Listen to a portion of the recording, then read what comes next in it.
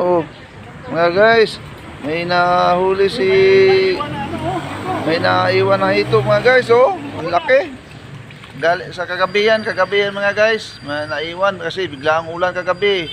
Mga alas 7:30 ata. Yun, nadakip ng kasama ko. Yun, ito, yun oh. Ang lalaki-laki mga guys. Sus, ano ba to? Baka Pwede pa to.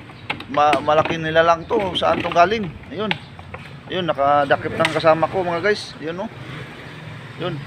Dali niya to sa ano, buhayin niya yata. Mga guys, kumunin mga guys, kumunin kung saan man kayong sulok ng mundo. Ayun, lagyan niya ng tubig mga guys. Yan. Ah, laki yan pre? Laki? Malaki? Malaki to. Ay, pwede yan eh, ang ulam ba? Ang ulam mga guys. Pwede. Pwede. Eh, buhayin mo sana, buhayin mo siguro, buhayin mo. 2 araw. Oo. Tapos lulutuin. Ah, yun. Yun, maganda yan pre. Sige. Mga guys, ingat kayo dyan. Dito lang kami sa Gitwa, no? Sa Grace Village. Buhayin niya daw eh. Ayaw niya patayin.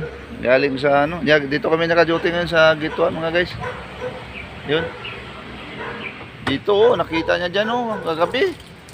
Ba't hindi nakita ng ibang tao, mga guys? Dyan, oh. Bigla ang baha kagabi. Ayun. Ayan siya, oh. Ayan. Ayun, oh. Ang laki ng ito. Ayun, oh. Oo. Oo. Buhay na buhay. Yan. Yan ang ito, mga guys. Yan. Kainin mo lang ng pagkain niya. Ay, lalaki pa yan, eh. Yan, mga guys, oh.